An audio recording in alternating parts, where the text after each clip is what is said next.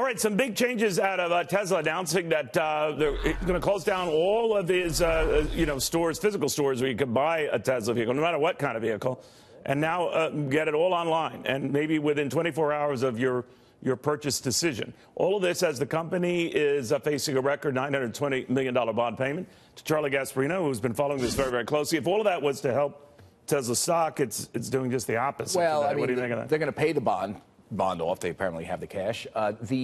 This thing was really interesting. And this is sort of vintage Elon Musk. And what he loves to do is screw with the short sellers, the guys that are betting that it's going down. So right. He has a bunch of bad headlines. SEC is maybe coming after him for violating their consent decree that he shouldn't tweet stuff out that's inaccurate, right. Little things like that. and then stock is getting pummeled. So then he puts out a tweet and says, "Big news in a couple of days," and the stock just takes off. And it really screwed over the shorts because a lot of these guys that are short are day traders. They don't have a lot of money. They live in their mom's basement, whatever. But they have to cover their shorts. So.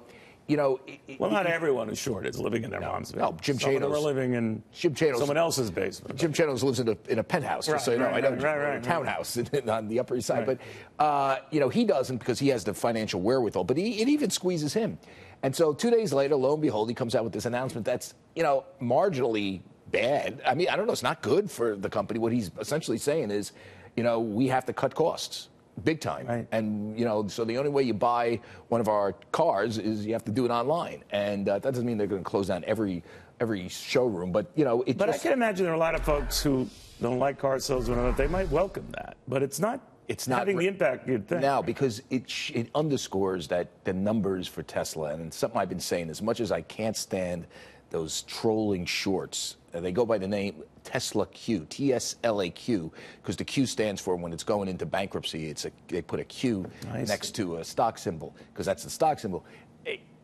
As much as I hate them because they're morons and they don't understand finance, this is a company. Well, not all of them. Some of them do, and that's what the argument. The Tesla Q guys don't, because this will be a slow burn into bankruptcy. But the numbers clearly aren't adding up. I mean, Charlie Grant, who's a very good reporter over at the Wall Street Journal, did an interesting takeout on what's going on there with the numbers, and you could see it. They don't have the cash. They have a cash flow problem.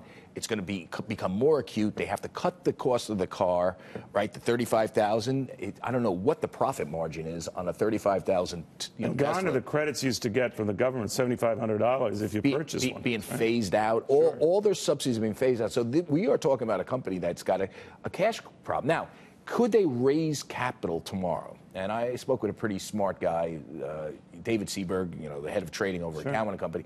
He made the interesting point. He said, it's companies that are trading at $2 a share and they need capital have a problem that are basically fairly valued. They have a problem raising capital. Generally, companies that are overvalued, something like a Netflix, something like a Tesla, he won't have problems raising capital. He'll have people giving him money right now. Right. There's enough belief in him and the product. And the technology. And the technology, right. And so he could probably go to the market and raise money, and that could be a positive for the stock. But this bond payment isn't going to be a problem.